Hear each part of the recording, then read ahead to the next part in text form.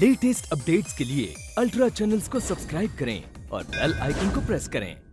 मजदूर यूनियन आपसे मुतालबा करती है, नंबर 1, रुल्दू के मुआवजे के 12,500 रुपये और बनते हैं, वो उसे फौरन दे दिया जाए। नंबर 2, पिछले 6 साल से मजदूरों के हिस्से के जो बोनस आपने नहीं दिए हैं, वो 5,92,000 रुपया उन्हें दे दिया जाए। 5,92,000। वक्त आ गया है, उनको बताना पड़ेगा इस मिल का मालिक कौन है, मैं या वो। फौरन मिल में नोटिस लगा दो कि 2 मजदूर भी इस यूनियन में शामिल होगा, उसको नौकरी से बर्खास्त कर दिया जाएगा। बहुत अच्छा। अब कमला के लगन में देर मत करना और जितनी भी जल्दी हो सके कोई भी मुहूर्त का दिन तय कर देना। रतन भैया गजब हो गया। क्या हुआ? देश में मिल में नोटिस लगा दिया है कि जो लोग यूनियन में शामिल होंगे वो नौकरी से निकाले जाएंगे, और बड़े भैया भी मजदूरों से यूनियन तोड़ देने को कह रहे हैं। मजदूर इस पर बहुत भड़के हुए हैं, बहुत फसाद हो जाएगा। रतन भैया तुम जल्दी चलो।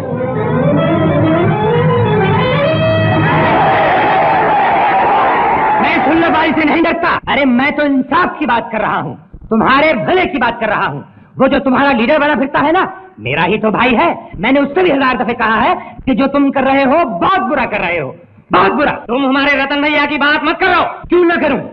क्या वो कोई ऊपर से उतरा है? जैसा वो ना समझ है वैसे तुम मुंह रखो, सबके सब।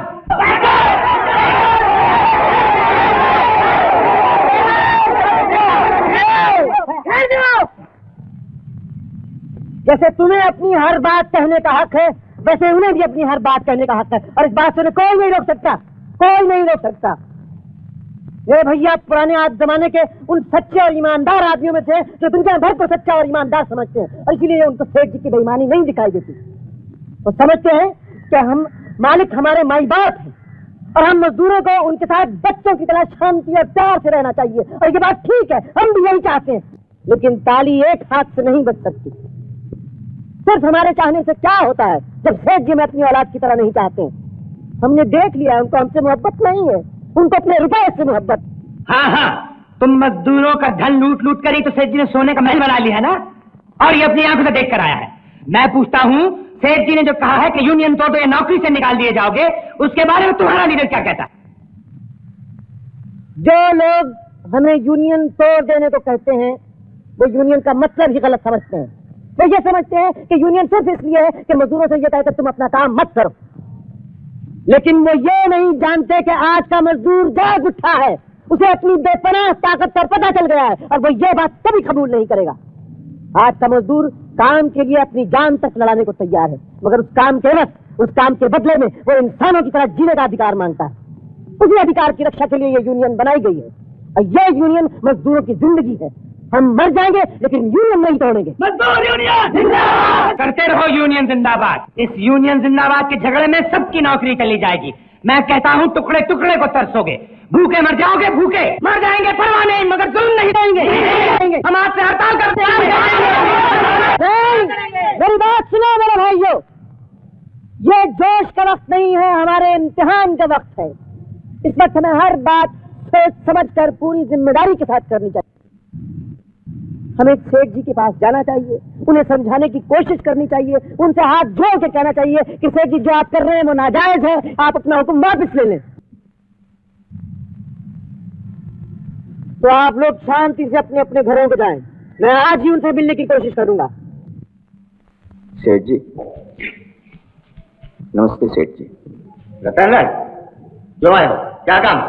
सेठ जी मैं मजदूरों की तरफ से आपके साथ समझौते की बात करने आया हूँ। समझौते की बात करने आए हो तो सबसे पहले अपनी यूनियन खत्म करो, फिर समझो बात करना। इस तरह बदला लेने का रवैया आपको शोभा नहीं देता सेठ जी। मैं आपसे हाथ जोड़ के कहता हूँ, आप इसे छोड़ दीजिए, ये आपको शोभा नहीं देता। आपने यूनियन में शामिल होने वाले तमाम मजदूरों को नौकरी से निकाल देने की धमकी दी है, और ये बात गलत है। आप जानते हैं ये बात गलत है। और सेठ जी अगर एक मजदूर भी इस गलत तरीके से अपनी मुलाजिमत से निकाल दिया गया तो सारे मजदूर मिलकर इस मिल में हड़ताल कर देंगे। सेठ जी हड़ताल? तुम मुझे हड़ताल की धमकी देने आए? तो चले जाओ यहाँ से, मेरे पास तुमसे बात करने के लिए वक्त नहीं है। मेरा वकील तुमसे बात करेगा। सेठ जी ठीक है, आपका तो वकील बात करेगा, लेकिन मजदूर के पास न तो वकीलों को देने के लिए पैसे हैं और ना ही उस बेचारे के पास कचहरियों में जाके मुकदमे लड़ने का वक्त है। सेठ जी, अगर वो बेचारा एक दिन काम पर नहीं जाता तो उस बेचारे के घर में चूल्हा नहीं जलता, और जिस दिन चूल्हा नहीं जलता उसका पेट जलता है सेठ जी, उसकी आत्मा जलती है सेठ जी। भूख में घिरे हुए मजदूर के लिए हड़ताल करना कोई मजाक नहीं है सेठ जी।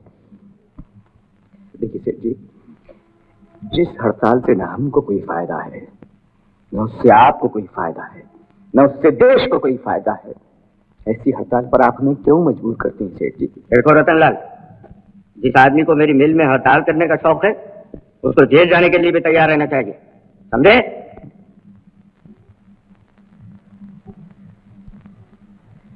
अपने अधिकारों की रक्षा के लिए हम अपना खून तक देने के लिए तैयार हैं सेठ जी।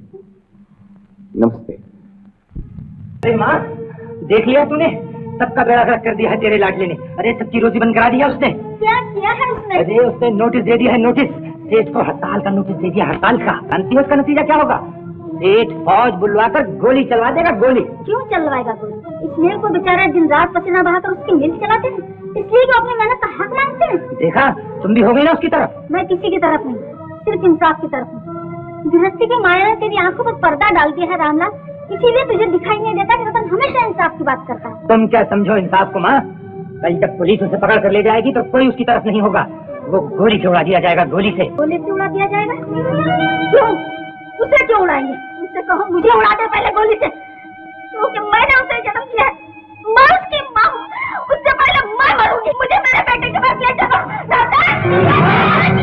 हेलो, कौन कनाडा साहब? अरे भाई तुम लोग क्या सो रहे हो?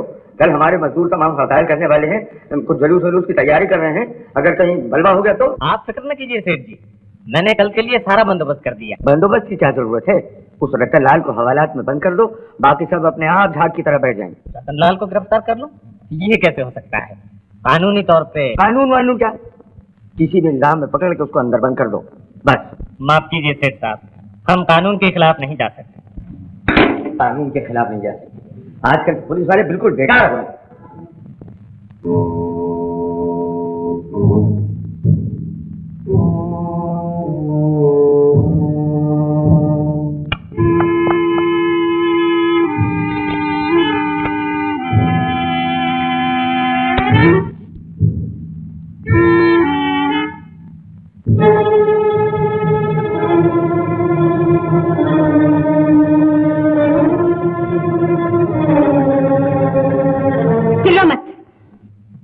कौन हो तुम? क्या चाहिए तुम्हें? मुझे इंसाफ चाहिए, वो इंसाफ जो तुम्हारे सारे पापों की सजा दे सके तुम्हें, जो तुम्हें उनका प्रायश्चित करने पर मजबूर कर दे। बोलो क्या मंजूर है, मौत या प्रायश्चित? तुम्हें क्या चाहिए? मैं क्या करूं? रुपया चाहिए तुम? मुझे तुम्हारे रुपये नहीं चाहिए। तुम्हें सारे संसार के सामने खुले बंदों अपने पाप कबूल करने होंगे। अपनी करतूतों के लिए अपने मजदूरों से माफी मांगकर उनकी मांगे पूरी करनी होगी, और मिल का सारा इंतजाम मजदूरों के हवाले करके खुद बाहर निकल जाना होगा। बोलो मंजूर है?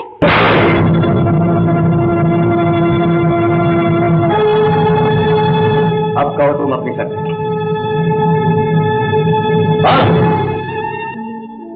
तुम? हाँ, मैं तुम्हारे पाप का जीता जागता नमूना। मंजू, मेरी बेटी। बेटी मत कहो मुझे।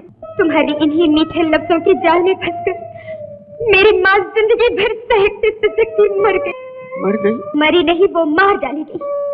तुम्हारे प्यार ने, तुम्हारी मीठी बातों के धोखे ने उसे मार डाला। तेरे लिए नाग, ये देखो, यही है तुम्हारे पाप का सबूत।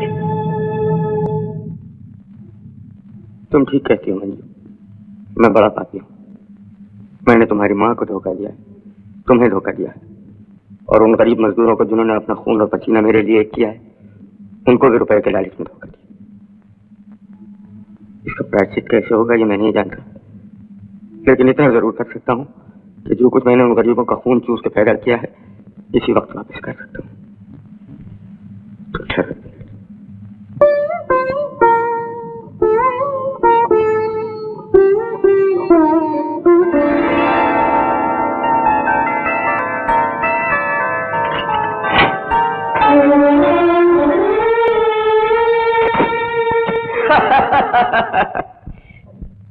ये क्या पागलपन कर रहे हो सेवक राम? जानते हो जब तक ये दौलत तुम्हारे पास है सब लोग तुम्हारी इज्जत करते हैं। ये दौलत तुम्हारे हाथ से चली जाएगी तो तुम 2 कौड़ी के आदमी रह जाओगे। सोचते क्या हो? मेरी बात सुनो, इस माया मोह के जाल से फंसकर अपने आप को बर्बाद न करो। इस लड़की की माँ तो खत्म हो चुकी है, इसको भी अपने राह में सुझाव दो ताकि सारी दुनिया को ये सच्चाई मालूम ना हो सके कि ये तुम्हारी बेटी है। जरा अकल से काम लो।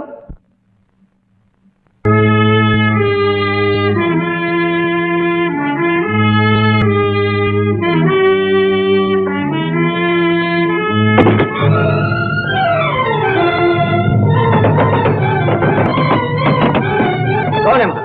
जो गुलखा के दरवाजे पे मर गया है? कौन पागल लोग मेरे कमरे में घुस आई है? निकालो उसको फौरन।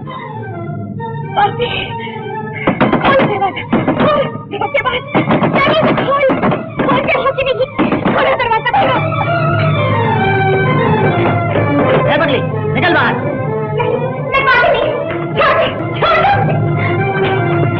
आधी रात को घर में घुसकर गड़बड़ करती है, निकल बाहर। बंदूक उठाती है, निकल निकल बाहर।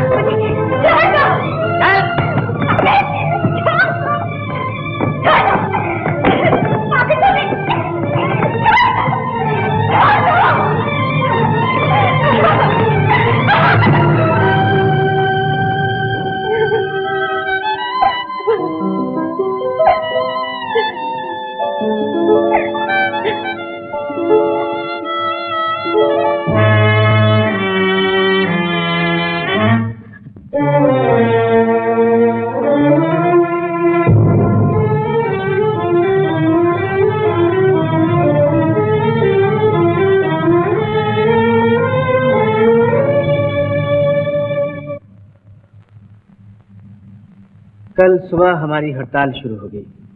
इस वक्त मजदूरों के दिल में, तमाम मजदूरों के दिल में सेठ जी के खिलाफ इतना गुस्सा भरा हुआ है कि मुझे डर है कोई मजदूर जोश में आकर इस मिल का नुकसान न कर दे। इसलिए आज पूरी रात हम सबको बहुत होशियारी से रहना होगा। इस मिल के चारों तरफ पहरा देना होगा, समझे? कुंदन, क्योंकि मेरी माँ की हालत अच्छी नहीं है, मैं उसको देख कर भी आता हूँ। अच्छा जी अच्छा।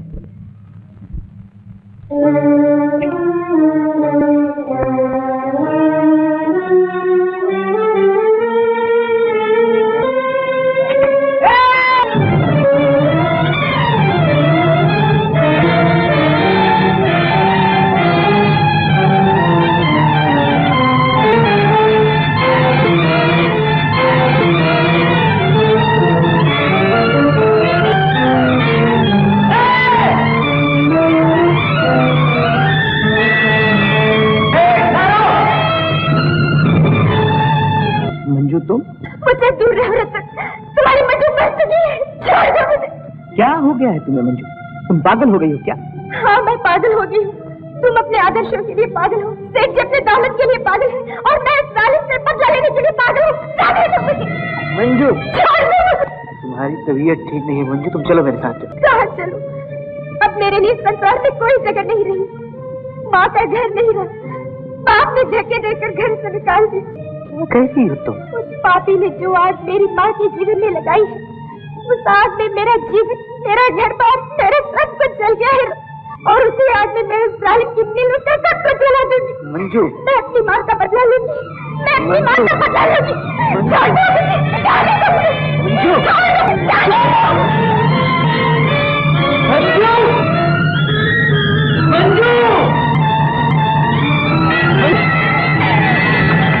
क्या हो गया तुम्हें?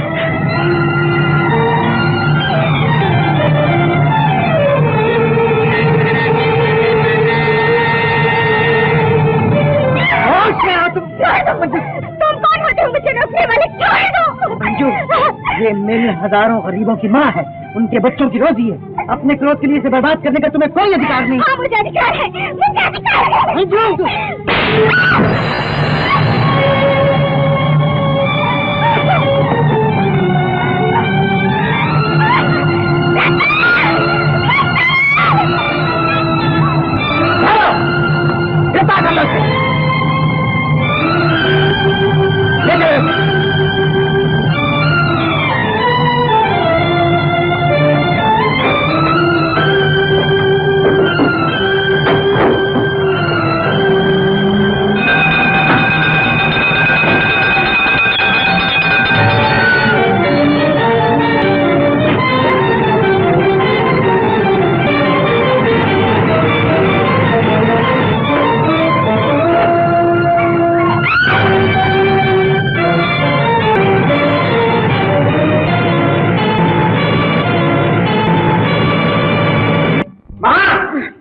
माँ उसे ले गए, रतन को पुलिस वाले पकड़ के ले गए। माँ क्या क्या उसे पकड़ लिया? हाँ, हथकड़ियाँ डाल के ले गए उसे। लगे मेरे बेटे को।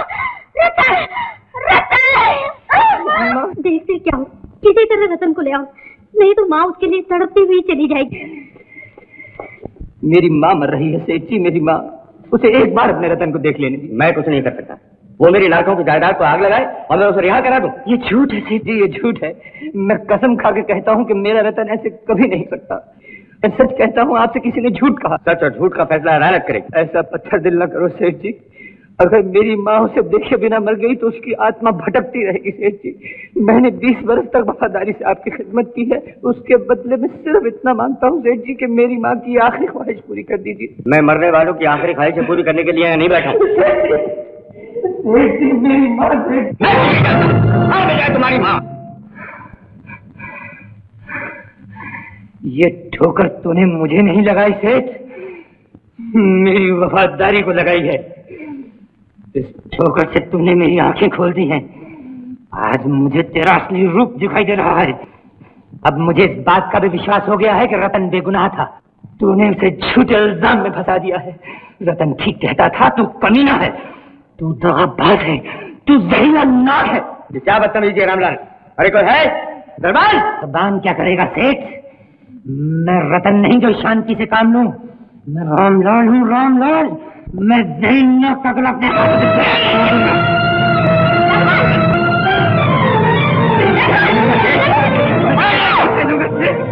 मैं तेरी जान ले लूंगा। भेजा उसको, भेजो बात। ध्यान रख सेठ, तेरे दिन पूरे हो चुके हैं। बेगुनाहों का खून चूसने वाले, तेरा भी इंसाफ होगा। एक दिन तेरा भी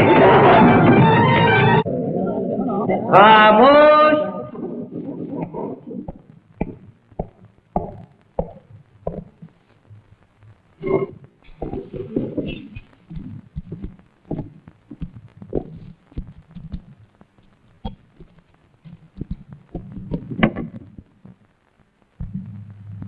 योर ऑनर, मुलजिम रतन लाल वल दीनानाथ सर्वानंद मिल्स में काम करता है और वहां की मजदूर यूनियन का लीडर भी है।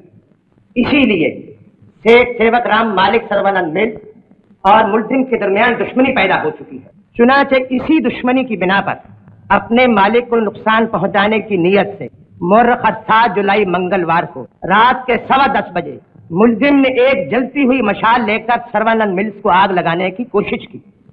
ये मुकदमा डेढ़ दफा 436 व 511 ताजीरात हिंद अदालत के सामने पेश किया जाता है।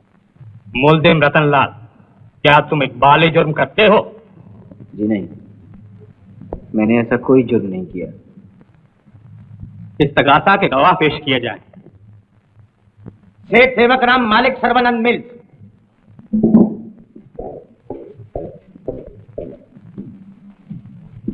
मेरे साथ कहिए, मैं भगवान को हाजिर नाजिर जानकर वादा करता हूँ। मैं भगवान को हाजिर नाजिर जानकर वादा करता हूँ। जो कहूँगा सच कहूँगा, जो कहूँगा सच कहूँगा और सच के सिवाय कुछ नहीं कहूँगा। और सच के सिवा कुछ नहीं कहूँगा। सेठ सेवक राम, सर्वानंद मिल्स के आप मालिक हैं? जी हाँ। आप मुलजिम के बारे में क्या जानते हैं? मुलजिम मेरे मिल में एक मैकेनिक है और मेरे मिल के तमाम मजदूरों को मेरे खिलाफ भड़काता है। मुलजिम ने जब आपकी मिल को आग लगाने की कोशिश की, क्या आपने अपनी आंखों से मुलजिम को ऐसा करते देखा? जी हाँ। Thank you. जी, मैंने अपनी आंखों से देखा है। रतनलाल एक मशाल के साथ मिल को आग लगाने की कोशिश कर रहा था। जिस वक्त मैंने मुलजिम को गिरफ्तार किया, यही मशाल उसके हाथ में थी। जिस वक्त मशाल मुलजिम के हाथ में थी, क्या उस वक्त मशाल जल रही थी? जी हाँ, बिल्कुल जल रही। आपने जब मुलजिम को गिरफ्तार किया तब क्या वक्त था? रात के 10:15 बजे। कितने बजे मुलजिम तुम लोगों से अलग हुआ? रात के 10 बजे। क्या ये सच है कि जाते वक्त मुलजिम तुम लोगों से ये कहकर गया कि वो अपनी बीमार माँ को देखने जा रहा है? जी हाँ। क्या तुम मुलजिम रतनलाल के बड़े भाई हो? जी। मुलजिम रतनलाल उस रात 10 और 10:15 बजे के दरमियान अपनी बीमार माँ को देखने घर पर आया था? जी नहीं। Thank you. Now your honour, मैं अदालत की इजाजत से मुलजिम से एक सवाल पूछना चाहता हूँ। मिस्टर रतनलाल, अब जबकि तुम्हारे अपने साथियों की शहादत से तुम्हारा जुर्म साबित हो चुका है कि रात के 10 बजे तुम अपने साथियों से यह बहाना करके अलग हुए कि तुम अपनी बीमार माँ को देखने जा रहे हो, मगर हकीकत में तुम अपने घर नहीं गए, बल्कि एक जलती हुई मशाल लेकर आग लगाने की नीयत से मिल के पिछले अहाते में दाखिल हुए, जहां 10:15 बजे ऐन मौके पर तुम गिरफ्तार कर लिए गए। इन वाकयात की रोशनी में क्या तुम अब इकबाल जुर्म करने को तैयार हो? जी नहीं। क्यों नहीं? इसलिए कि मैंने कोई जुर्म नहीं किया है। तुम झूठ बोलते। मैंने आज तक कभी झूठ नहीं बोला है वकील साहब। योर ऑनर, मैं इन अल्फाज के खिलाफ अपनी पूरी ताकत के साथ एहतजाज करता हूँ। मैं अदालत से पूछता हूँ कि जो माँ अपने बच्चे को अपने सीने से दूध पिलाकर जिंदा रखती हो, क्या वो बच्चा उसी माँ के सीने में खंजर भोंक सकता है? अगर ऐसा नहीं हो सकता तो कोई मजदूर भी अपनी मिल को आग नहीं लगा सकता, क्योंकि ये मिल हमारी माँ, हम अपनी माँ के सहारे जिंदा हैं। यो मिस्टर रतनलाल, अदालत ये जानना चाहती है कि गिरफ्तारी के वक्त तुम्हारे हाथ में एक जलती हुई मशाल थी। अच्छा थी। ये मशाल तुम्हारे हाथ में कहां से और क्यों आई?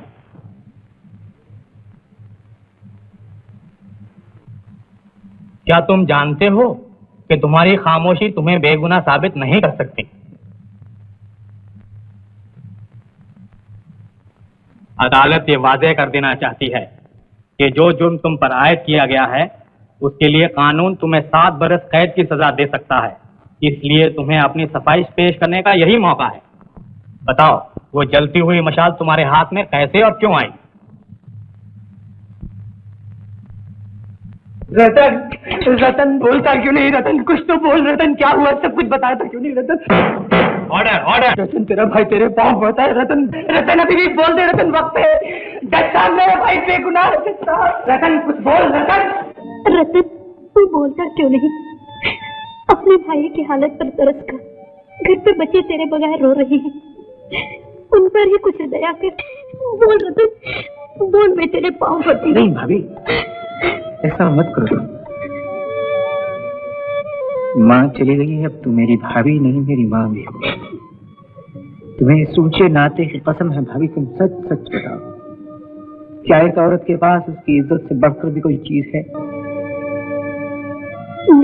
तो फिर सुनो, मेरी जबान खुलने से एक ऐसी दर्दनाक कहानी से पर्दा उठ जाएगा भाभी, कि जिससे एक मजलूम और बदनसीब औरत का सारा जीवन कलंकित हो जाएगा। क्या मैं अपने हाथों उस मासूम को बदनामी और रुसवाई की आग में धकेल दूं? क्या मैं ऐसा करूं भाभी? बताओ, मैं क्या ऐसा करूं? वो निर्दोष है, उसने आग नहीं लगाई, आग मैंने लगाई है। मुझे सजा दिलाओ, उसने गुनाह से क्यों जेल भिजवा रही है? बेवकूफ न बोलो, मैं फिर कह रहा हूँ, मुंह मांगी दौलत दूंगा। हिंदुस्तान से बाहर चले जाओ, ताकि सच बताने वाला कोई न रहे और तुम आसानी से रतन को जेल भेज सको। मैं मर जाऊंगी मगर यहाँ से नहीं जाऊंगी। अच्छी बात है, तो पढ़े हो जाओ।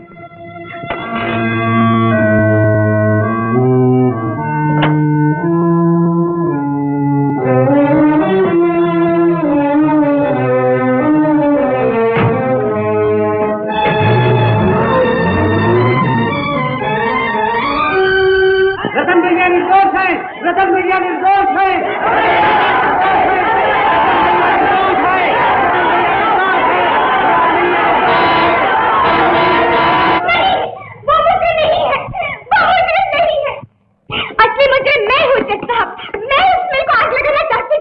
लड़की को छोड़ दो। तुम कौन हो? मैं वो जो यहाँ के रईस आजम सर्वानंद मिल्स के मालिक सेठ सेवकराम बैठे हैं, मैं उनकी बेटी हूँ। झूठ, सरासर झूठ। हुजूर ये उनको पागल लड़की है, एकदम झूठ बोल रही है। ये झूठ नहीं है, ये बिल्कुल सच है, और उसकी सच्चाई का सबूत ये है। मालती,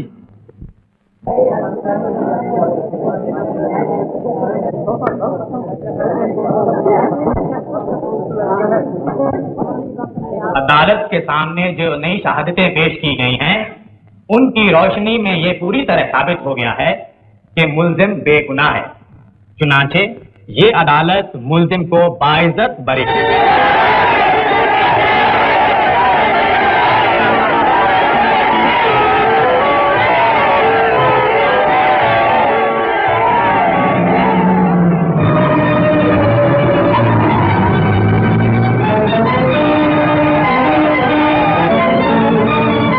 हार गए सेवाग्राम, तुम हार गए। तुम्हारे पाप का भांडा फूट गया। भाग जाओ तुम दुनिया की नजरों से, भाग जाओ। तुम्हें जिंदा रहने का कोई हक नहीं, तुम्हें जिंदा रहने का कोई हक नहीं है, कोई हक नहीं, कोई हक नहीं।